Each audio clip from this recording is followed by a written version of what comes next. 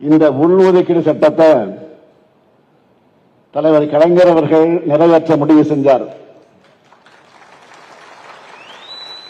முடிவு செஞ்சு அந்த சட்டமன்றத்தில் அந்த தீர்மானத்தை கொண்டு வந்து சட்ட மசோதாவை கொண்டு வந்து நிறைவேற்ற வேண்டும்.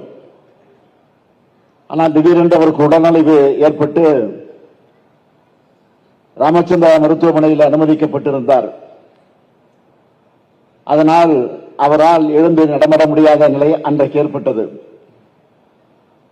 அன்றைக்கு காலை எனக்கு தொலைபேசி வருகிற வீட்டுக்கு உடனே புறப்பட்டு வா என்று, எங்கே மருத்துவமனைக்கு வந்தவுடன் என்னை அழைத்து சொன்னார், நான் ஒரு சட்ட மசோதாவை சட்டமன்றத்தில் இன்றைக்கு நான் நிறைவேற்ற வேண்டும், அறிமுகப்படுத்த வேண்டும்.